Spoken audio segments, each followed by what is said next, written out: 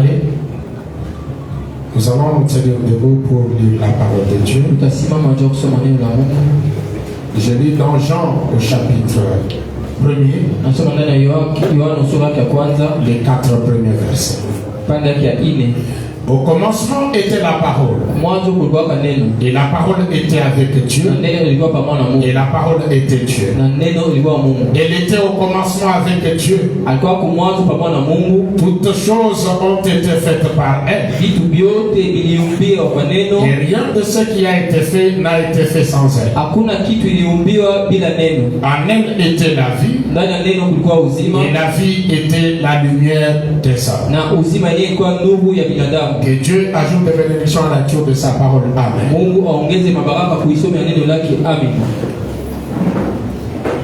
Le mardi passé, nous avions touché qui est Melchisedec. Et William Branham nous a clairement dit Melchisedec n'était pas Jésus. Il a dit, il existe une différence entre Jésus et Dieu. Et nous voulons réellement que les gens, chaque fois, puissent faire cette différence. Et quand nous faisons cette différence, les gens nous disent que nous dénigrons Jésus.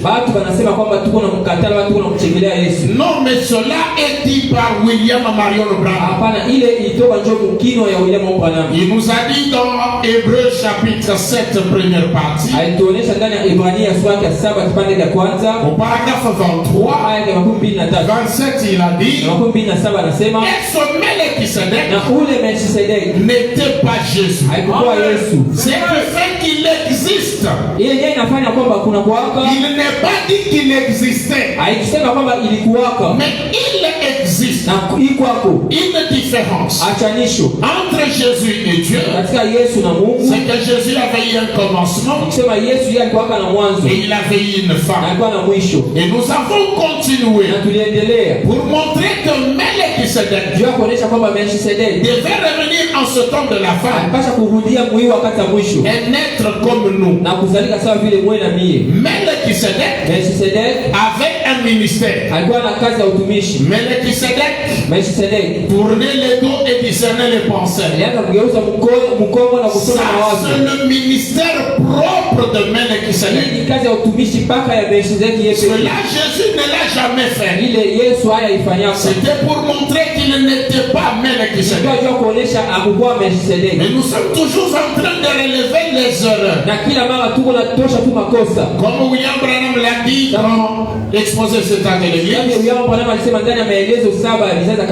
à la page 65 et 66, il y a des erreurs fondamentales qui se sont glissées dans l'église primitive et qui se sont manifestées dans le livre de Jacques ainsi que celui de l'Apocalypse et ainsi que dans des épîtres. Ces erreurs, William Branham a dit que cela vont se manifester dans le jusqu'à en arriver à une disparition complète de la vérité au temps de la fin. Arrivé au temps de la fin, comme il y a eu une évasion d'erreur, cela a fait que la vérité a disparu. Il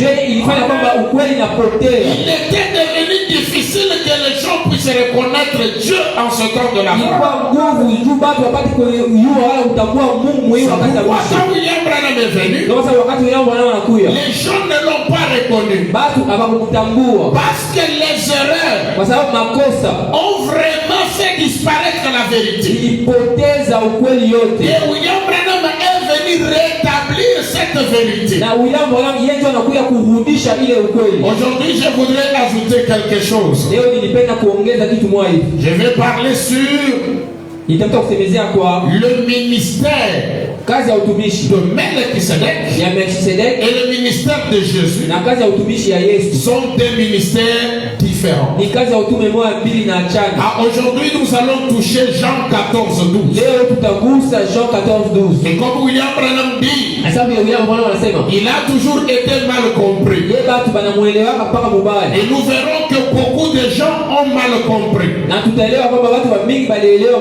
Écoutez, William Branham dit ceci. Je lis d'abord dans Hébreux chapitre 6, 3e partie. Le paragraphe 635. Melchisedec était Dieu lui-même. Melchisedec était Jéhovah Dieu. Le même qui rencontra Abraham devant Satan des années plus tard, et qui, lui ayant tourné les dos, dit: pourquoi donc Sarah a-t-elle ri? C'est vrai, c'était lui qui se tenait là, regardant en direction de Sodome. Abraham l'a reconnu. Melchisedec, c'est Dieu lui-même. Melchisedec, c'est celui qui avait discerné les pensées de Sarah qui étaient derrière lui. Mais quand Jésus est venu, a-t-il produit ceci pour que nous puissions dire qu'il est Melchisedec ou qu'il est le Logos? William Branham dit ceci. Je suis dans le parent rédempteur. Prêché le 2 octobre 1960. Je lis le paragraphe 113. William Branham dit ceci. Je commence à 112. C'est ce que Nicodème a dit à Jésus après l'avoir vu se tenir là et discerner même les pensées de cœur de gens. Il a dit: Rabbi, nous savons que tu es un docteur venu de Dieu, car personne ne peut faire ces choses que tu fais si Dieu n'est avec lui. Une femme toucha son vêtement, la femme qui avait la perte de sang. Une femme toucha son vêtement, il se retourna et dit: qui m'a touché? Tous les niais. Il regarda l'auditoire et dit: toi là-bas, avec une perte de sang, ta foi t'a sauvé. Tant qu'il ne l'avait pas vu, il n'a pas su qui l'avait touché. La Bible dit qu'il l'a cherché des yeux jusqu'à ce qu'il l'a repéré. C'est d'abord qu'il a su que c'était cette femme-là qui m'a touché. William Branham dit: je lis dans sur ta parole, Seigneur, je jetterai le filet. Prêché le 7 décembre 1954. Je prends le paragraphe 85. La partie B du paragraphe 85. William Branham précise le ministère de Jésus. Et on voit que ce ministère est différent de celui de Melchisedec. Ainsi ce soir, croyez-vous de tout votre cœur? Maintenant, mettez de côté tout moindre doute et écoutez simplement. Ce soir aussi, je vous demande, William Branham le dit, mettons de côté tout moindre doute et écoutons simplement ce que Branham dit. Il continue de dire: et n'oubliez pas ce que je vous ai dit au début. Le ministère de Jésus-Christ, c'est exactement son ministère. Tout le monde le sait. Quel est exactement le ministère de Jésus? C'est son ministère. Il regardait parmi les gens dans l'auditoire. Il connaissait leurs pensées. Et c'est juste. Combien savent que c'est une écriture? Levez la main. Et comme nous voyons que le ministère de Jésus, et William Branham dit, c'est exactement ça son ministère. Quel était son ministère? De regarder dans l'auditoire, puis discerner les pensées des gens qui le regardaient. Est-ce que c'était ça le ministère que Branham avait? Le William Branham, lui, avait la capacité de discerner les pensées des gens derrière lui. Même ceux qui n'étaient pas à l'église, mais quelqu'un qui était à des milliers de kilomètres, qui pouvait être en train de prier. William Branham dit, il y a quelqu'un qui est en train de prier. Il est à tel endroit. Comment est-ce qu'il arrivait à le faire? Pour montrer que son ministère n'était pas le ministère de Jésus. Amen. Je ne sais pas si vous comprenez. Écoutez, William Branham dit ceci. Je suis dans des âmes qui sont en prison maintenant. Je commence au paragraphe 115 et je vais aller à 116. Et Jésus lui-même a dit, comme le Père m'a envoyé, moi aussi je vous envoie. C'est l'écriture. Même les gens qui sont dans le message, qui disent que nous croyons le message de Branham, ils prennent cette écriture et ils disent, Jésus a envoyé Branham.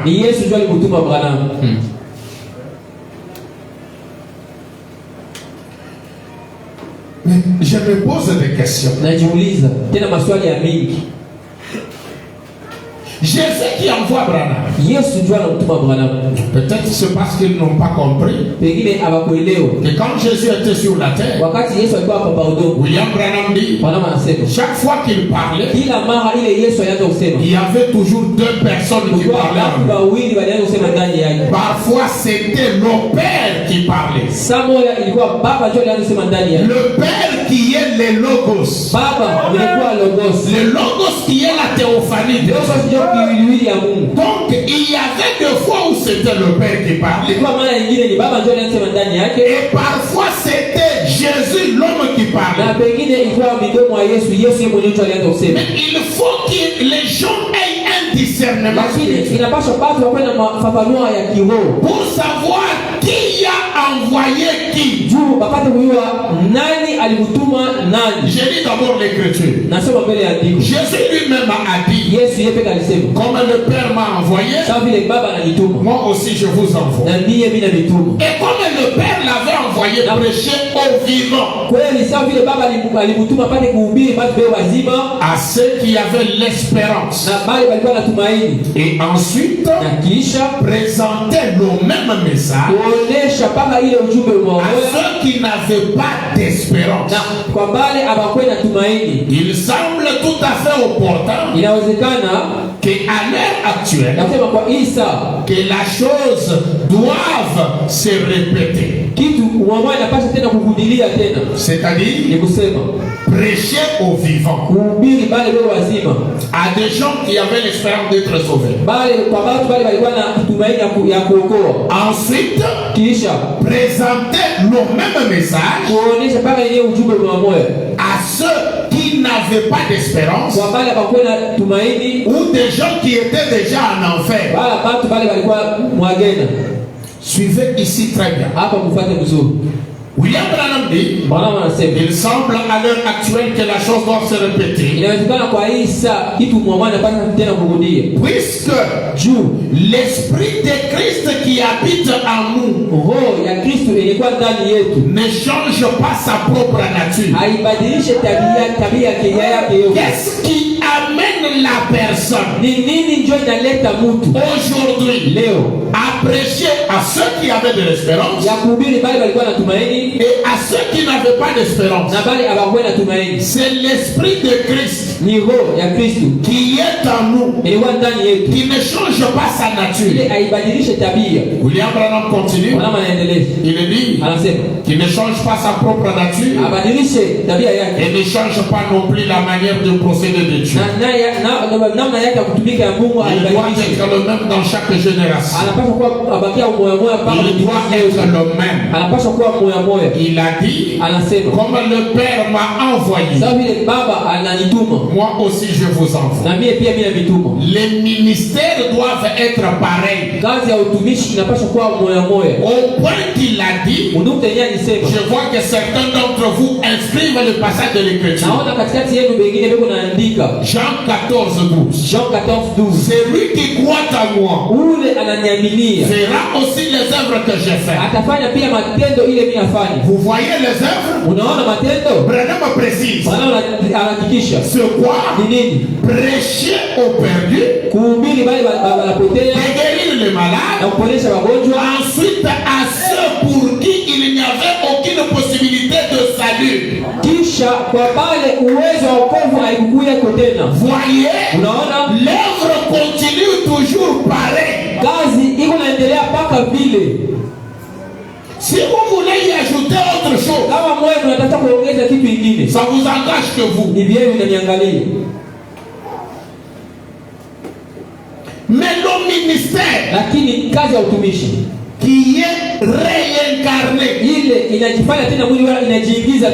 pas incarné. Non. Quand on dit réincarné, c'est que ça a été incarné quelque part. Puis c'est venu, c'est réincarné.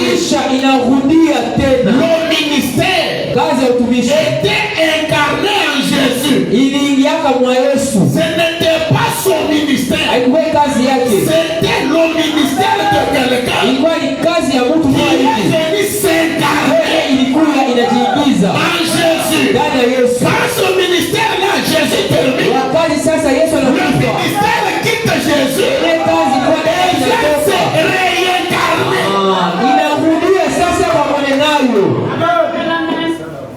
Amen. Ce n'est pas le ministère de Jésus qui est venu s'incarner. Mais le ministère de Jésus est venu se réincarner. Et la première fois c'était incarné où? C'était incarné en Jésus. Écoutez. William Branham dit. Il dit, je peux m'exprimer ainsi. Le ministère de Jésus-Christ réincarné dans son église en ce dernier jour. C'est ce que beaucoup d'entre nous croient. Je le crois comme vous. Je crois ceci. Si je ne croyais pas, j'agirais autrement à cet égard. Parce qu'après tout, c'est moi qui suis concerné là-dedans. Si l'Esprit de Dieu est en vous, cet Esprit de Dieu était où? Était en Jésus. Ça a quitté Jésus. C'est venu sur le Branham. C'est cet esprit qui est le 1955. Le paragraphe 56, la partie B. Eh bien, Jésus est ressuscité de mort. Avez-vous déjà vu cette petite photo? Donnez-moi même ça. Avez-vous déjà vu cette petite photo? Elle a été prise, cette photo ici. Elle a été prise cette fois-là où il y avait cette lumière au-dessus. Vous savez cela, je pense. Avez-vous déjà vu cela? Eh bien, pour moi, c'est le signe qui m'a été donné à ma naissance. J'ai raconté cela. Il se pourrait qu'il y ait... je ne peux pas répondre du témoignage de quelqu'un d'autre.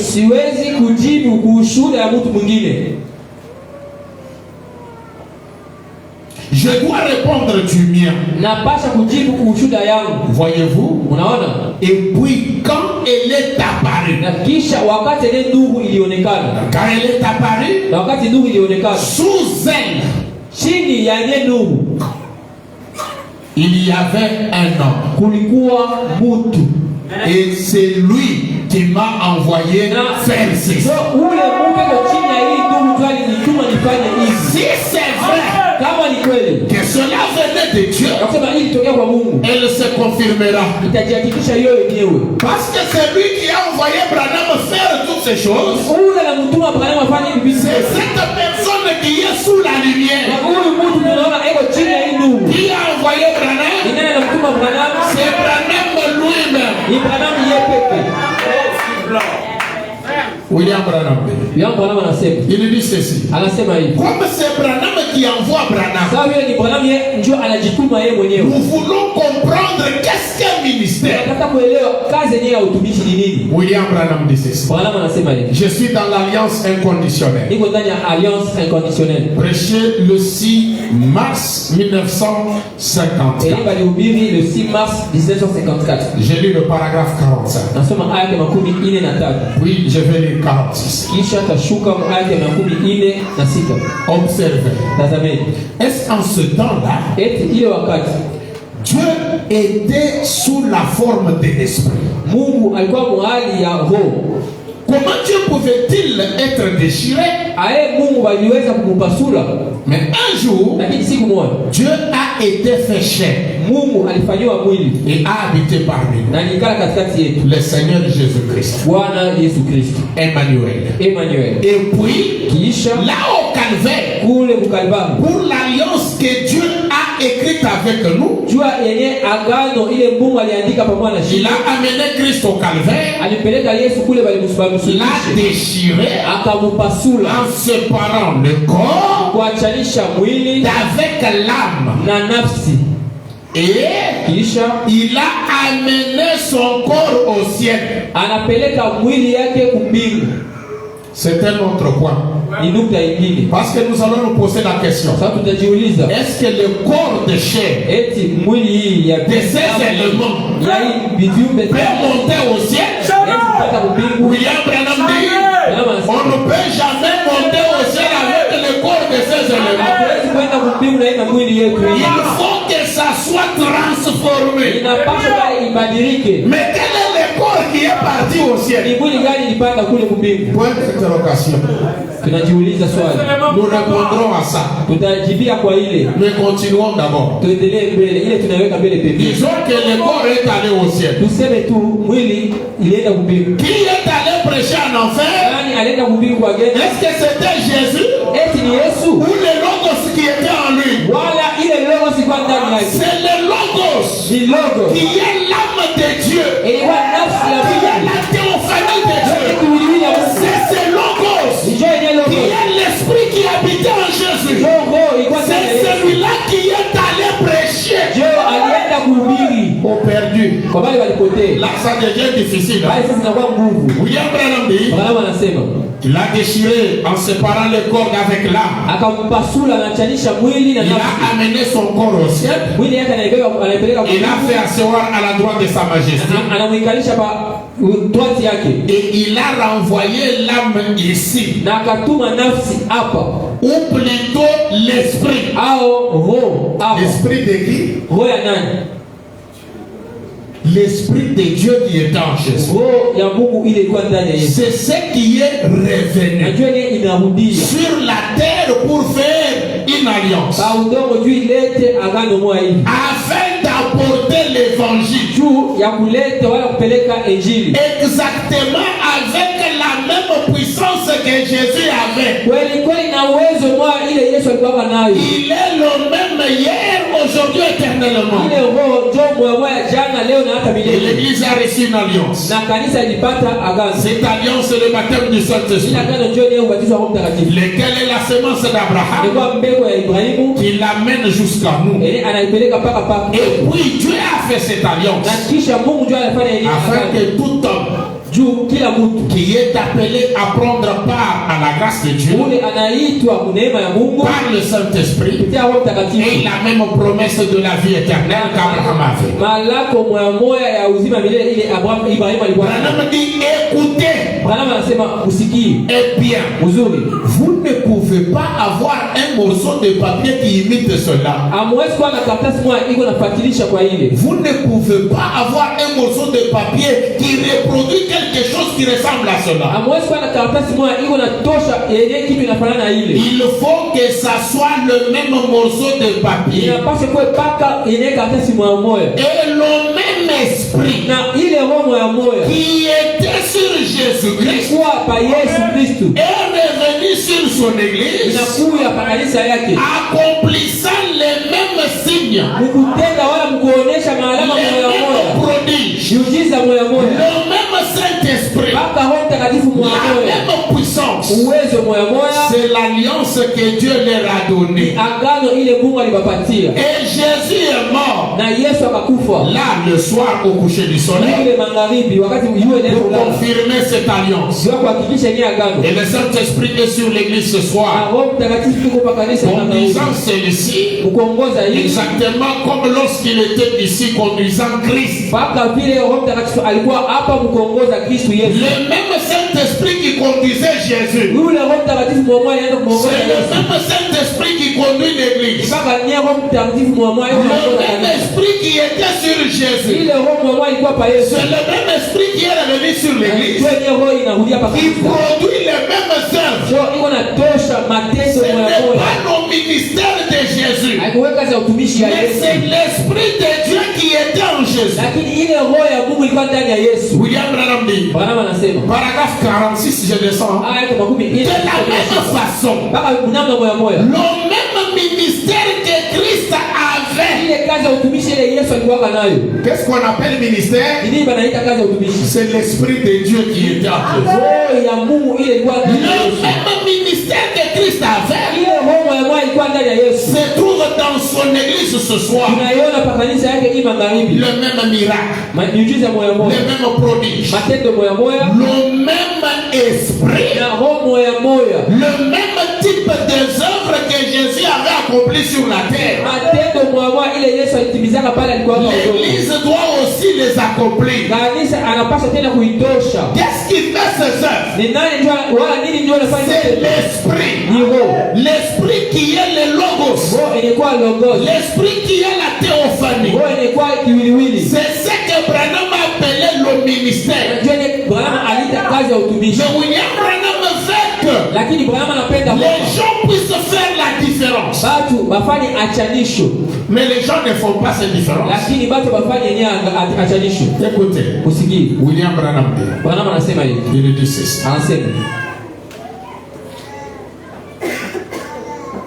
Il dit ceci.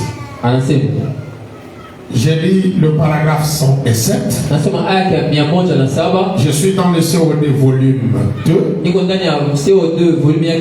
À la page 839. Ou dans les questions-réponses numéro 2. Paragraphe 107. Or, cette colonne de feu est le logos qui est sorti de Dieu. Le logos qui est en fait l'attribut de la plénitude de Dieu.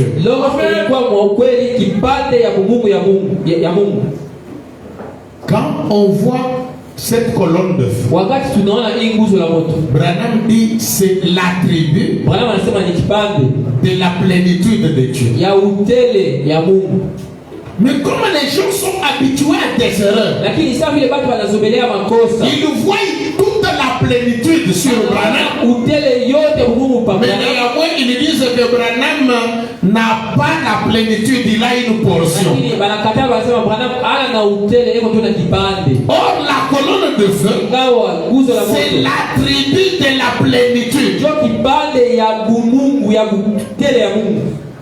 William Branham continue. Il est dit, c'est l'attribut de la plénitude de Dieu. Lorsque Dieu a pris une forme qui lui permettait d'être vu, c'était l'onction du grand esprit qui est sorti et s'est abaissé. Il est descendu. Dieu le Père, le Logos, qui était au-dessus d'Israël, c'est lui qui était saint et qui ne pouvait pas supporter le péché. Une offrande de sang a dû être faite là même en Éden. Et ce Logos est devenu chair et a habité parmi nous. Et là où le Logos a habité dans un corps humain, qui était le sacrifice. Or, après sa mort, son ensevelissement, là je suis au paragraphe 113, son ascension et la venue du Saint-Esprit, Paul, pendant qu'il était en route, il était alors seul vers Damas. Il a été projeté à terre par une colonne de feu, le Logos. Et ces Juifs, non, Paul, n'auraient jamais appelé cette colonne de feu Seigneur. Si on n'avait pas su que c'était le même Logos que son peuple avait suivi, en traversant le désert. Voyez, je m'arrête un peu là.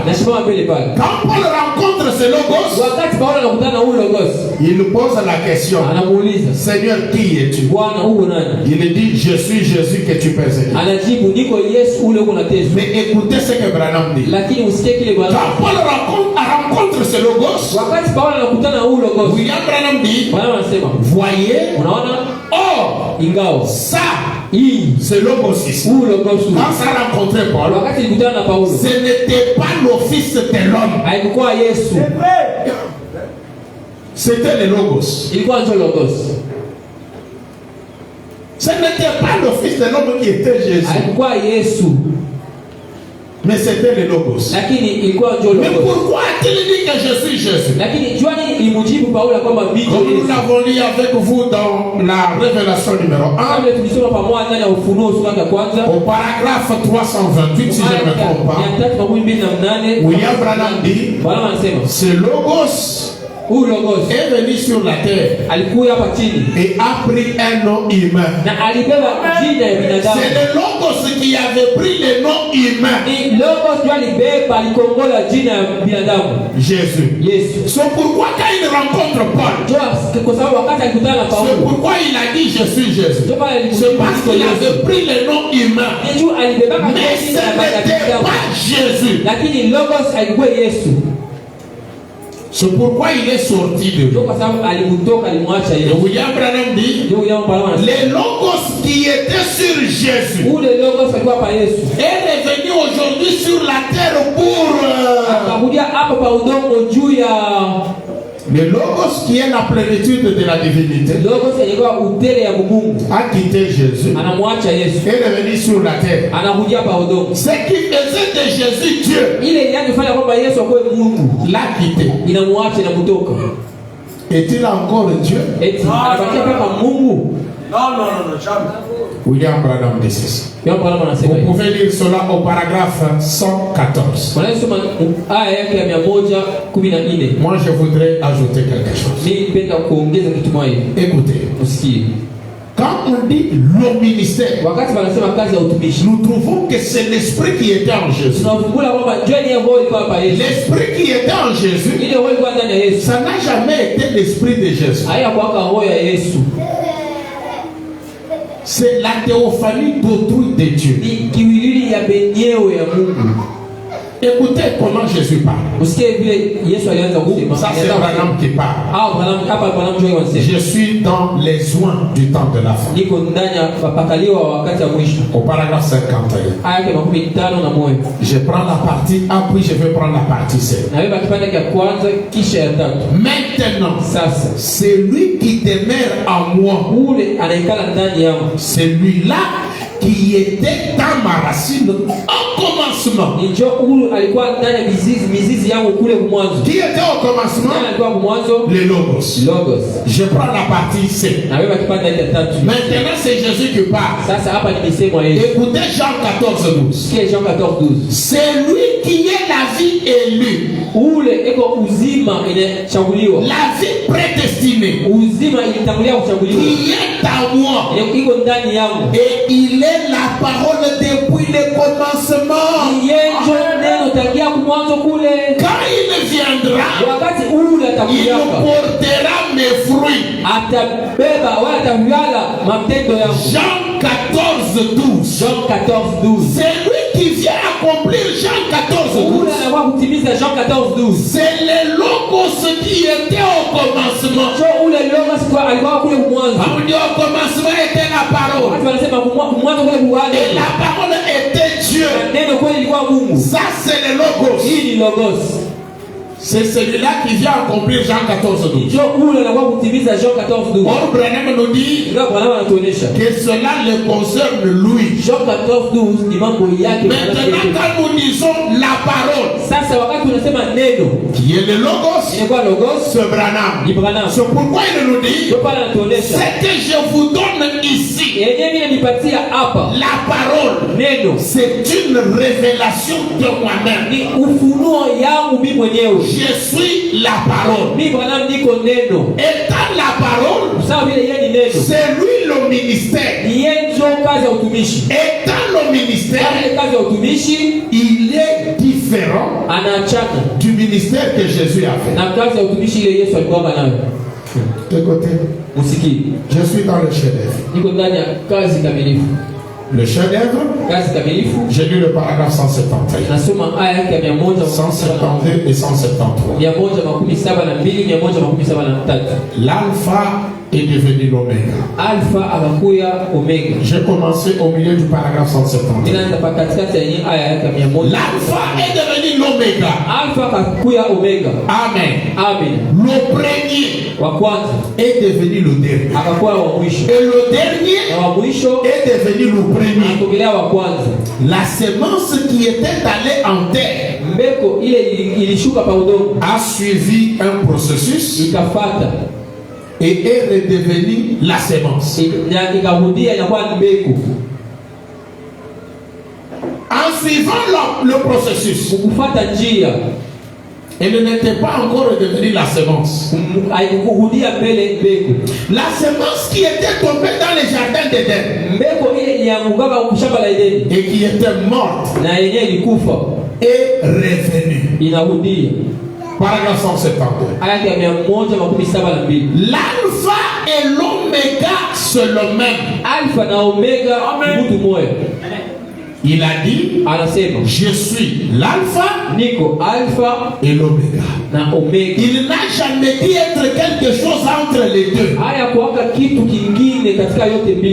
Oui, je suis l'alpha et l'oméga. Le premier et le dernier. Oui, monsieur. Branham explique cela. Au paragraphe 173. Le premier ministère et le dernier ministère, c'est le même. Amen. Le premier ministère et le dernier ministère, c'est le même. Le premier message. Maintenant nous entrons aussi, nous comprenons que le ministère c'est quoi? C'est le message. Maintenant changeons Jean 14:12 pour que vous puissiez comprendre que ça ne va pas marcher. Nous disons que le message de Jésus-Christ est réincarné en ce temps de la fin. C'est comme ça, non? Or, Branham nous dit, si un prophète vient avec le message d'un autre prophète, cela ne peut pas. Ça ne peut pas marcher. Le ministère, c'est le message. William Branham dit, le premier message et le dernier message, c'est la même chose. Je suis. J'étais dans l'alpha et je suis dans l'oméga. Il y aura un jour qui ne sera ni jour ni nuit. Mais au temps du soir, il y aura de la lumière. Voyez-vous, l'alpha et l'oméga, on y est maintenant. Le premier et le dernier. Oh là là, frère, on pourrait passer des heures là-dessus. Le premier ministère, c'est le premier message. Et le dernier ministère, qui est le dernier message, c'est la même chose. Il n'a jamais dit être quelque chose entre les deux. Ce qui est au milieu. Au commencement, nous avons le ministère de la création. Parce que la Genèse, c'est le commencement. Même quand il est allé chez Abraham, nous sommes toujours au commencement. Il a tourné le dos et discerné les pensées. Cela ne devait se reproduire qu'au temps de la femme. Celui qui avait créé au commencement n'apparaît qu'au temps de la femme. Celui qui avait tourné le dos chez Abraham n'apparaît qu'au temps de la femme. Le message du commencement. Si nous voulons parler du Créateur, c'est au commencement. Si vous voulez parler du Créateur, c'est au temps de la fin. Parce que c'est la même personne. William Branham dit, vous allez comprendre. Rendre un service à Dieu en dehors de sa volonté. Prêcher le 18 juillet 1965. Parce qu'il nous a dit que le premier message et le dernier message, c'est le même. Il dit, la parole, le message du temps du soir doit produire les résultats du soir. Le message du soir doit semer des semences du soir. Pas des semences du matin, des semences du soir. Est-ce vrai? Le spectacle du midi, ces semences étaient dénominationnelles. Elles sont mortes et coupées. Mais le message du temps du soir révélera la lumière du soir. Il révélera les résultats du soir. Le message du soir, le temps de Jésus, le message du midi a fait apparaître les résultats du midi. Le message du commencement a fait apparaître les résultats du commencement. Cela a produit la création. Il a créé son fils à son image à midi. Vers le soir, il crée son épouse. Voyez-vous, je prends le paragraphe 178. Nous comprenons que le message du commencement et le message du soir, c'est le même. Branham ne veut pas que nous puissions dire que c'est le même avec le message du midi. Il dit, vers le soir, il a promis de révéler, d'ouvrir les sceaux et de montrer les choses que les églises dans le passé avaient manqué. Dans Apocalypse 10, Malachie 4, Luc 17:30,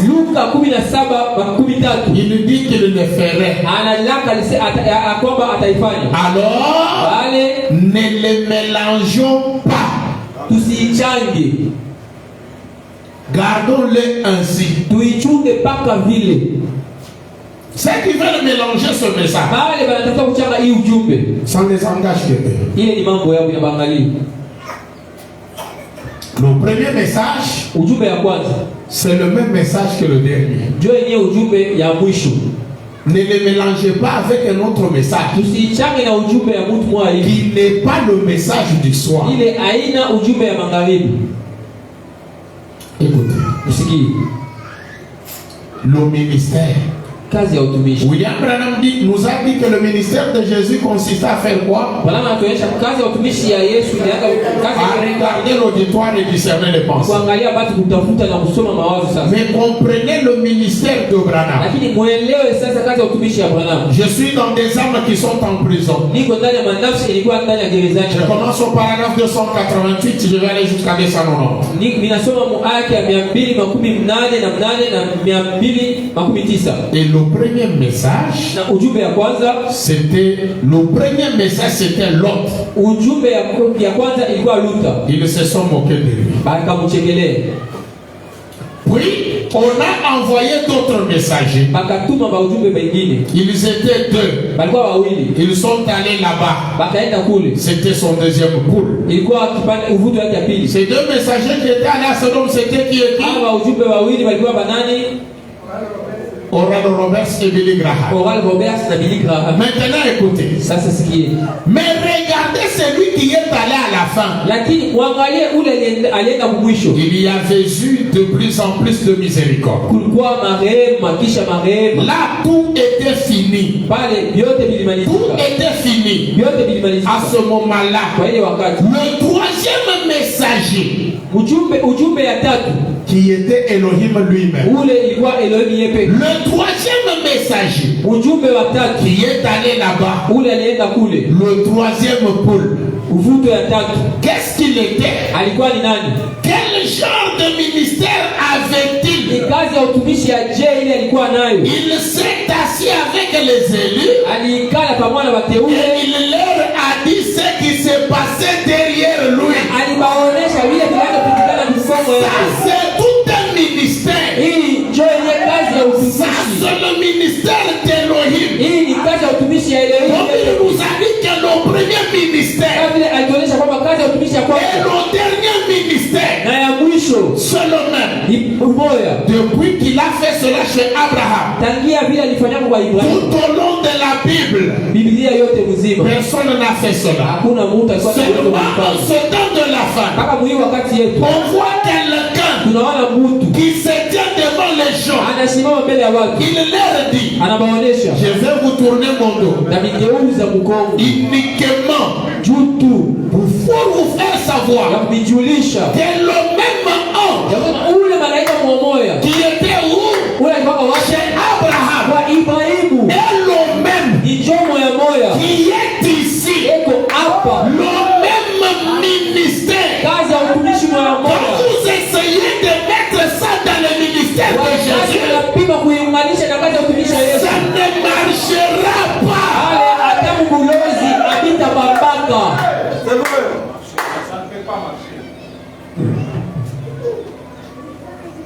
Jean 14:12. Il fallait les développer. Pour les développer, vous devez comprendre que c'est l'esprit qui était en Jésus. Cet esprit qui était en Jésus, c'est le Logos qui est revenu en ce temps de la fin. Et quand il revient, il ramène son ministère. C'est pourquoi il est dit que la semence qui était tombée en terre, au temps de de la fin, elle redevient semence. Mais ici au milieu, elle n'était pas la semence. C'était peut-être les écrêtes, la tige, la balle, mais ce n'était pas la semence. Maintenant, écoutez là où il y a le problème. Quand on fait de Jésus les logos, on dit, vous voyez, c'est Jésus qui est le logos. Cela fait de Jésus son propre Père. Et avec le message de Branham, ça ne marchera pas. Faire de Jésus le logos. C'est pourquoi William Branham a dit, même quand Paul l'a rencontré, c'était le logos, ce n'était pas le fils de l'homme. William Branham dit, je suis dans les questions-réponses sur le sceau. Paragraphe 175. À l'époque où les pentecôtistes sont venus, ils ont formé le groupe de Jésus seul. Or, ça aussi c'est faux. Comment Jésus pourrait-il être son propre Père? Voyez? Donc ça règle cette question. Mais avec ceux qui disent que nous croyons le message, il faut encore que nous puissions continuer à débattre, alors que la question pour Branham est réglée. Jésus ne peut jamais être son propre Père. Son Père, c'est le Logos. Le Logos qui est le Saint-Esprit. Écoutez, William Branham va nous éclairer. Je suis dans la révélation numéro 1. Ou la révélation de Jésus-Christ numéro 1. Prêché le 4 décembre 1960. Au paragraphe 176. Jésus ne pouvait pas être son propre Père. Ni s'il avait un Père en dehors du Saint-Esprit, alors il aurait été un enfant illégitime. Et non, c'est le Saint-Esprit. C'est par le Saint-Esprit qu'il a été conçu. Et il a dit que Dieu était son Père. Donc le Saint-Esprit est Dieu. Cela se trouve dans Matthieu 1,18. Si le Saint-Esprit et Dieu doivent être une seule et même personne, sinon il aurait eu deux pères. C'est Dieu le Père et le Saint-Esprit, c'est la même personne. Dieu le Père au commencement, le Saint-Esprit au temps de la fin, l'alpha et l'oméga. Mais le Fils qui est au milieu, on ne le compte pas. Parce qu'il n'est pas le même avec le Saint-Esprit ni avec Dieu le Père. Écoutez, William Branham dit, là où je disais, le Saint-Esprit et Dieu doivent être une seule et même personne. Sinon, il aurait eu deux pères. Il fit appeler Emmanuel, c'est-à-dire Dieu avec nous. Il a déclaré lorsqu'il était ici sur la terre que lui et le Père étaient un.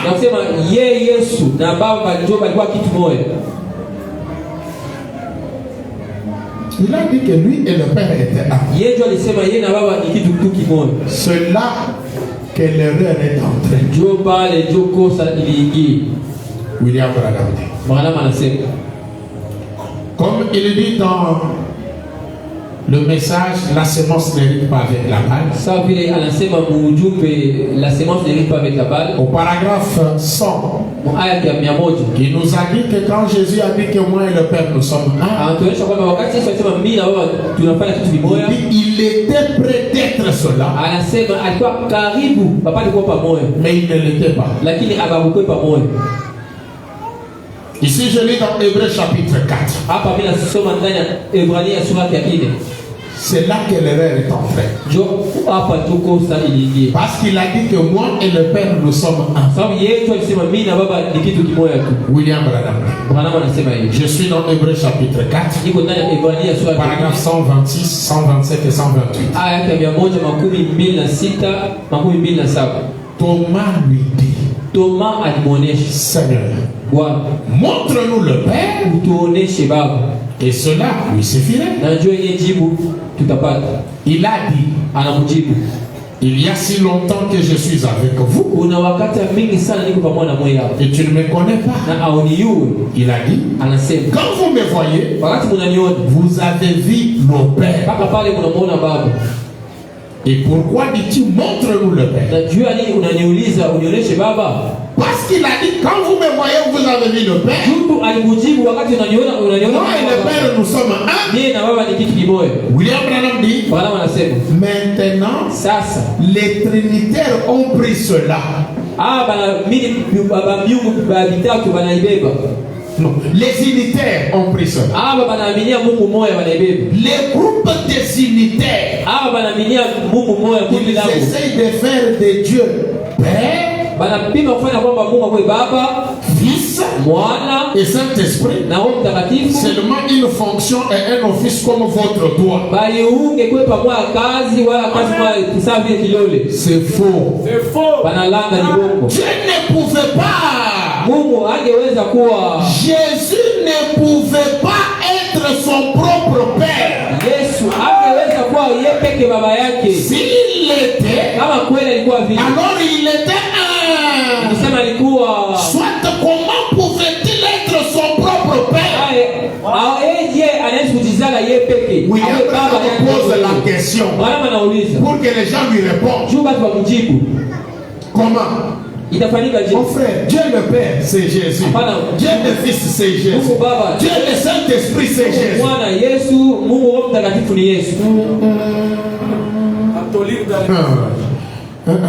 Il a bas. Ça, vous allez commis une grosse erreur. Ça ne peut pas. Jésus, être son propre Père. La réponse qu'il a donnée, cela introduit l'erreur. Cela a fait disparaître la vérité. C'est resté comme ça. Les disciples l'ont prêché. Pendant les âges, on a prêché cela. Finalement, quand le Père vient au temps de la fin, parce que lui-même Jésus a donné une parabole disant, il y avait un vigneron. Il a pris sa vigne, il l'a donné au gars. Le temps de récolte venu, il voulait avoir les produits de sa vigne. Il envoie des gens. Ceux qui gardaient la vigne ont fait quoi? Ils les ont pris, ils les ont tués. Il envoie d'autres. On les prend, on les tue. C'était des prophètes que Dieu a envoyés. Oui, Jésus leur dit, le Père envoie son Fils en disant quand ils verront mon Fils, ils diront ça c'est le Fils du patron, ça c'est le patron lui-même. Quand on l'envoie, ces gens-là le prennent, ils tuent le Fils. Que fera maintenant nos pères? Jésus lui-même répond, en ce temps-là le Père descend lui-même. Le Père vient. On lui dit, mais j'avais envoyé ton Fils ici, non? Ton Fils c'est toi-même. Le Père va leur dire. Baba tabaonesha nini? Si quand vous me voyez ici, est-ce que le Fils est là? Hivi mnaniona na mwana hapa? William Branham. Branham anasema hivi. Il est dit. Anasema.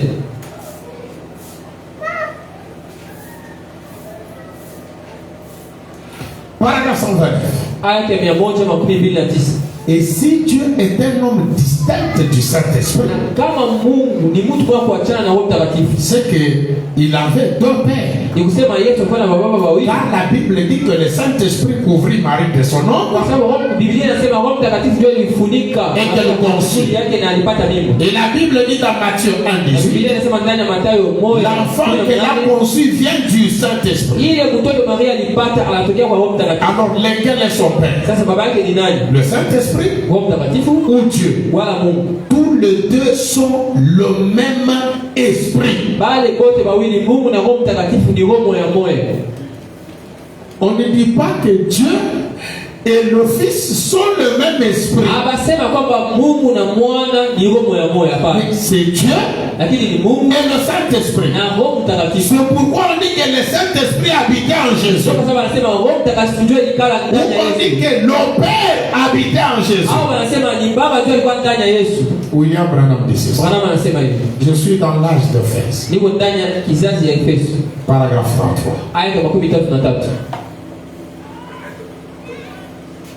Jésus ne pouvait pas être son propre père.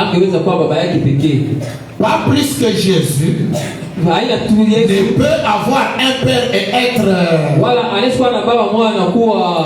trois dieux. Cela ne marcherait pas. Car s'il avait un père et un père serait quelqu'un d'autre en dehors de lui.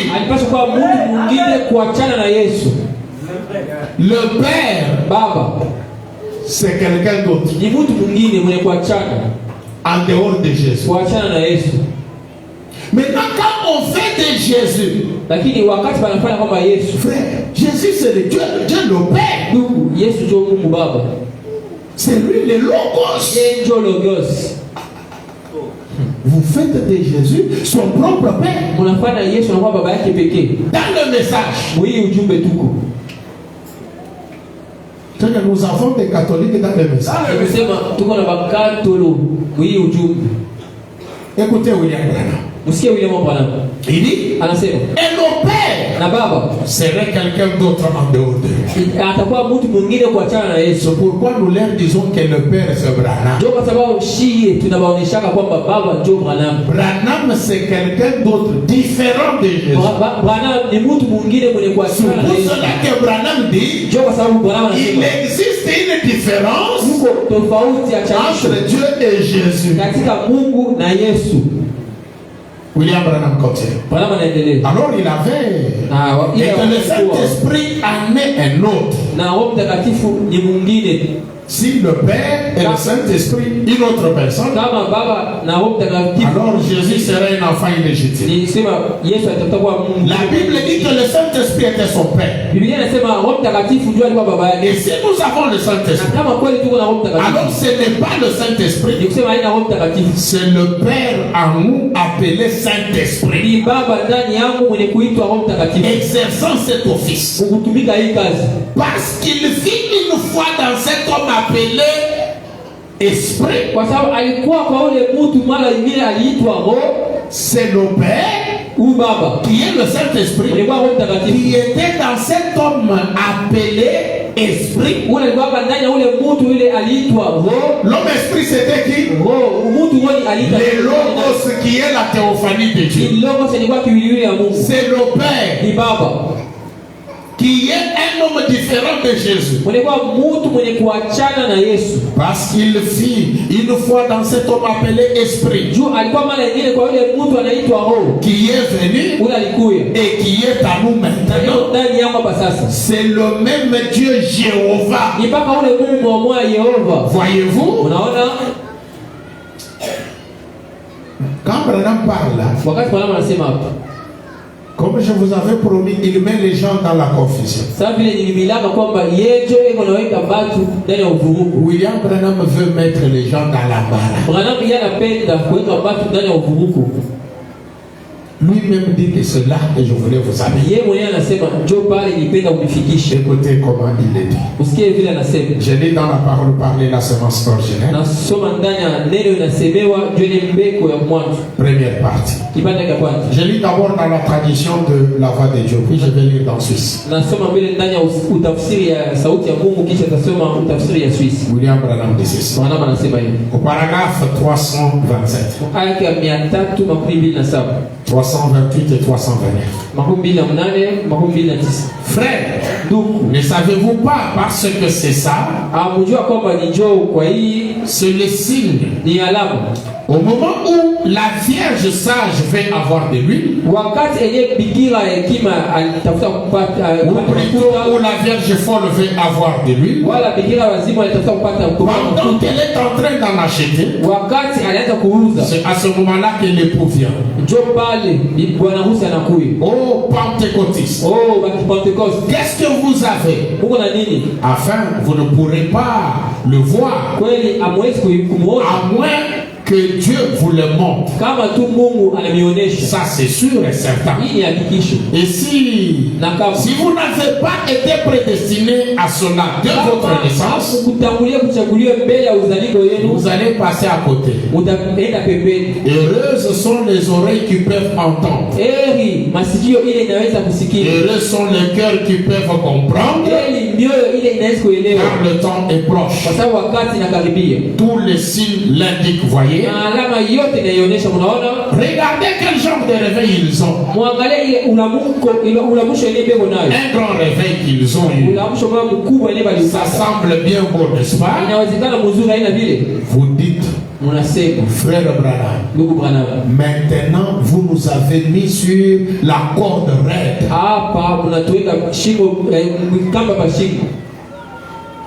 Je voulais juste que vous en arriviez là. Comment distinguer ce qui est vrai et ce qui est faux? Pour arriver à distinguer ce qui est vrai et ce qui est faux, Branham nous met d'abord sur une corde raide.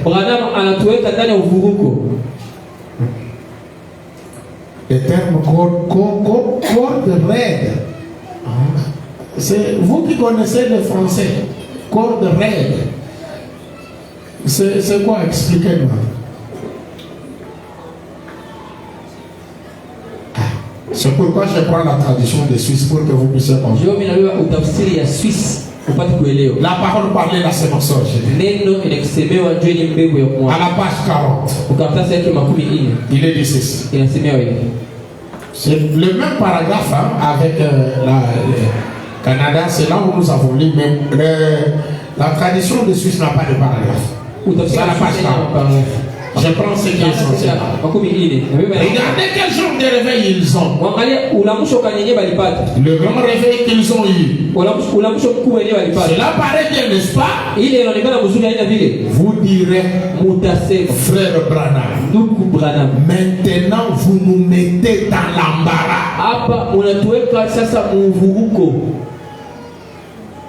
William Branham dit, c'est là où je voulais vous mettre. Dans l'embarras. Comment est-ce que tu regardes ceci? Tu regardes ici. Je vais croire.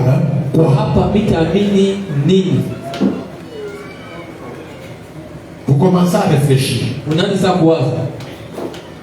Mais ici, ce n'est pas un problème de boule. Non. William Branham a dit, si vous n'avez pas été prédestiné à le connaître, à le comprendre, vous n'allez pas comprendre. Donc c'est Branham lui-même qui a dit ces choses pour nous mettre dans l'embarras. Maintenant revenons pour que vous puissiez chercher à comprendre comment il explique cela. Suivez très bien. Je lis dans Abraham. C'est la prédication. Abraham prêchait le 11 février 61. Le 11 février 1961. Paragraphe 53. Le Seigneur dit, vous avez ici un côté de la route qui dit, c'est-à-dire un groupe qui est de l'autre côté de la rue, de la route qui dit, Dieu est un comme votre doigt. Jésus, comme il dit. William Branham dit, il ne peut pas être son propre père. Il y en a d'autres par là qui disent, il y a 3 différents dieux. Eh bien, s'il y a 3 différents dieux, alors Dieu le Saint-Esprit, Dieu le Père, ce sont 2 personnes distinctes. Alors que la Vierge avait conçu du Saint-Esprit,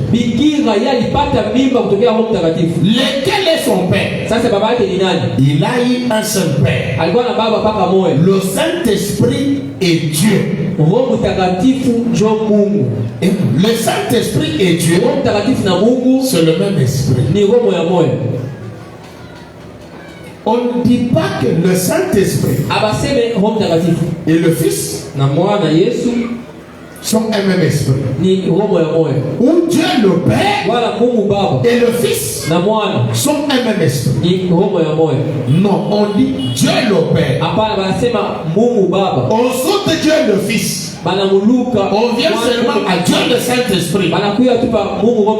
Ils sont un même esprit. Quand nous disons le Saint-Esprit sur Branham, c'est que nous disons aux gens que Dieu le Père, c'est Branham. William Branham continue. Donc sur ce point, ce n'est pas mystérieux. Si un homme était, s'il avait 2 pères, si Jésus, il serait donc un enfant illégitime. Bien sûr, spirituellement parlant. Voyez, tout est embrouillé. Ça ne fait pas sens. Tout ce qu'il y a, c'est que l'homme a cherché à comprendre ça avec sa tête. Plutôt que de laisser son cœur aller auprès de Dieu. Et Dieu lui révélerait ces choses si seulement on les laissait faire. Maintenant, écoutez comment il explique. Oui. Il ne pouvait pas être son propre père. Jésus ne pouvait pas être le seul Jésus, un seul Dieu.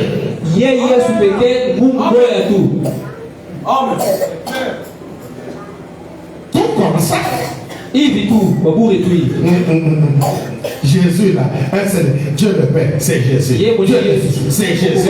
Dieu le Saint-Esprit, c'est Jésus. Il a été créé par Dieu le Père. Exact. Et Dieu le Père habitait en lui afin qu'il utilise son sang pour la sanctification et la purification de son église par le même esprit pour vivre dans son église, accomplir les œuvres et les signes et accomplir l'écriture qu'il avait promise. Quand Dieu le Père entre en Jésus, Il utilise le sang de Jésus. Il purifie l'église. L'esprit qui était en Jésus. Qui est qui?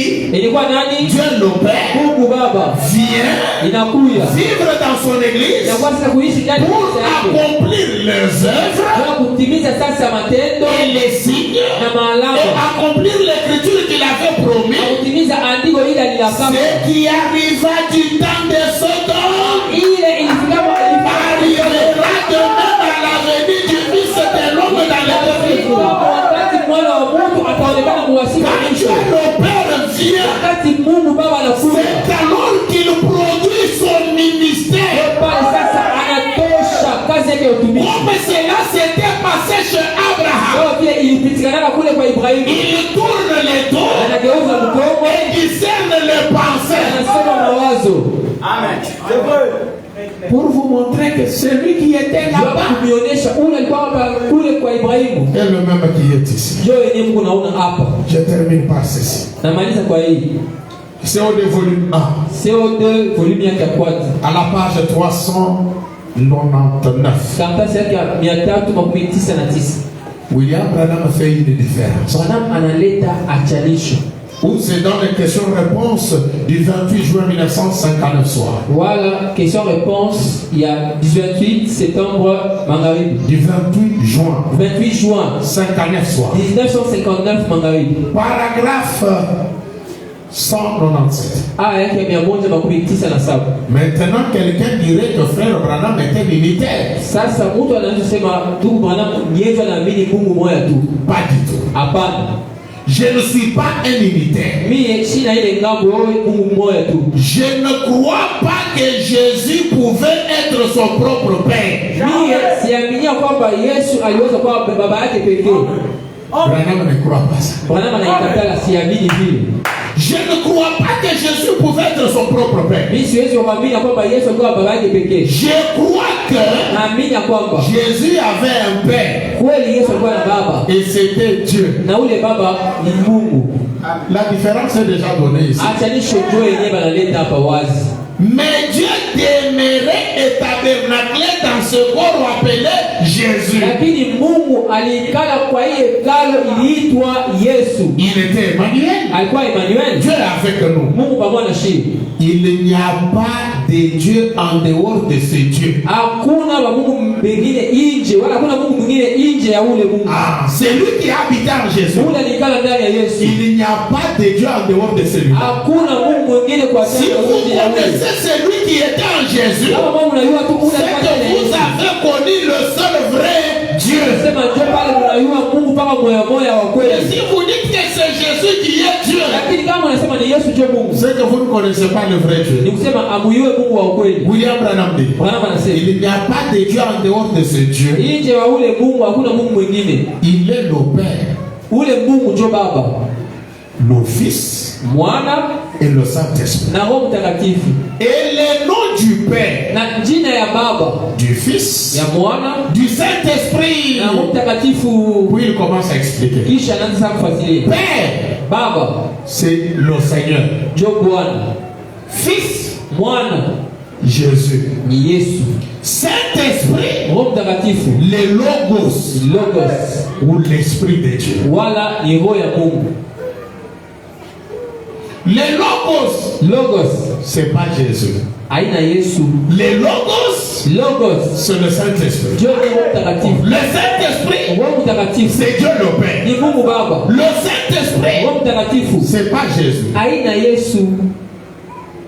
William Branham dit, Père, le Seigneur. Fils, Jésus. Saint-Esprit, le Logos, Esprit de Dieu. Père, Fils, Saint-Esprit. Seigneur Jésus-Christ. C'est lui. En lui habitait la plénitude de la divinité. Cette plénitude de la divinité, c'est ça le logos. C'est ça le Saint-Esprit. C'est ça Dieu le Père. Il n'a jamais été Jésus. Il est devenu Jésus quand il est venu habiter en Jésus.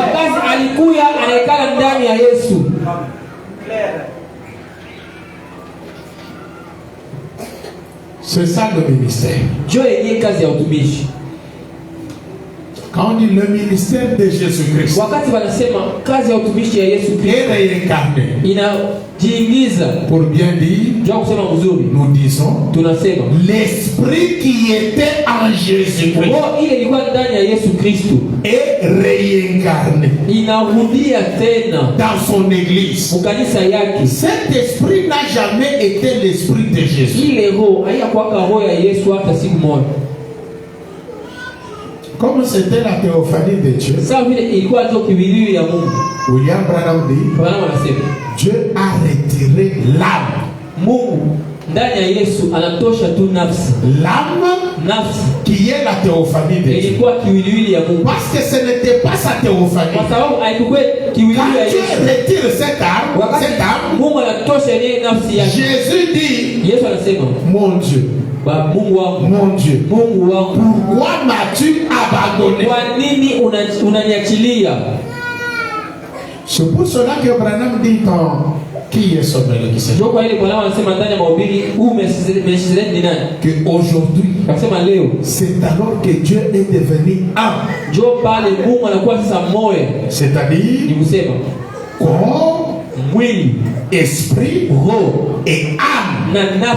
La même chose. Mais quand cette âme qui est l'esprit est devenu tabernaclé en Jésus, ce corps-là était différent de l'esprit. C'est pourquoi William Branham a dit, l'ange qui vient à moi n'est pas le Seigneur Jésus. Il ne lui ressemblait même pas. On a pris l'âme de quelqu'un. Branham a pris son âme, sa théophanie, qui est son jumeau, l'a mis en Jésus. Mais cette âme-là, qui est la théophanie, ne ressemblait pas à Jésus. Mais Branham a dit, j'étais prêt.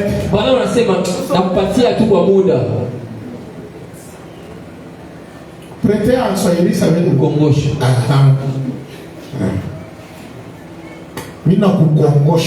Je te prête seulement 3 ans de séance seulement. Maintenant, on veut faire de cette âme Jésus. Alors qu'il ne ressemble pas à Jésus. C'est pourquoi Branham dit, Melchisedec, c'était le logos, la théophanie de Dieu. Voilà pourquoi il dit, et ce Melchisedec n'était pas Jésus. Ce qui fait qu'il existe une différence. Cette âme-là n'était pas Jésus.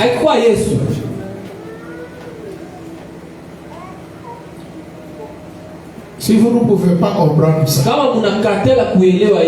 vous restez avec une confusion de la divinité.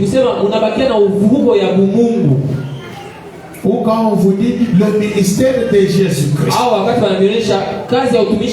est réincarné. Vous voyez, c'est Jésus en Branham.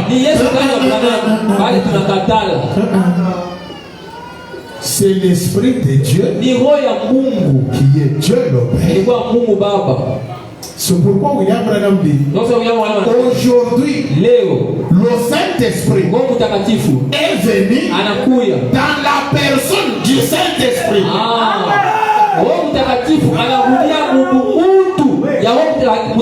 Le Saint-Esprit qui vient tabernacler dans la personne du Saint-Esprit. La chair de Dieu. C'est pourquoi j'ai dit, non, n'ayons pas peur de dire que Melchisedec veut dire naître. Ça ne vient pas de nous. Branham a dit, en ce temps-là, il n'était pas encore né. Il devait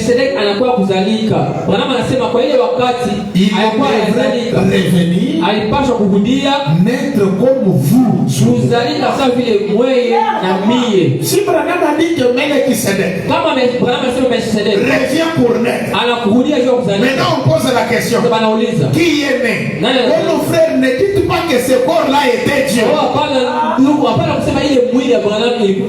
Mais depuis quand un enfant dans le ventre de sa mère peut voir une vision?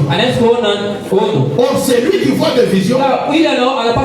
Branham dit, c'est la théophanie qui permettait même aux prophètes de voir des visions. C'est cette théophanie qui est l'Esprit de Dieu qui montrait à Jésus tout ce qu'il pouvait faire par des visions. Maintenant, je pose la question, qui montre à Branham une vision alors qu'il est dans le ventre de sa mère?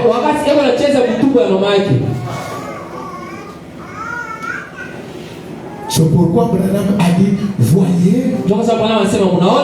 le grand être, les grands voyeurs de visions. Il a commencé depuis où? Le ventre. Maintenant, quand je vais dire que c'est quel corps? C'est Dieu qui est là. Ou bien on a ses frères. Nous croyons. Si cela est difficile pour vous, pour nous ce n'est pas difficile. Ne nous dérangez pas. Parce que la vie est individuelle. Si toi tu ne peux pas croire, moi je crois. Ne me dérangez pas. Pour ce soir, que William Branham, lui le logos, la théophanie, le corps qui est Dieu, vous bénissez ce soir. Nous allons nous retrouver le mardi prochain pour continuer. D'abord le vendredi pour la prière.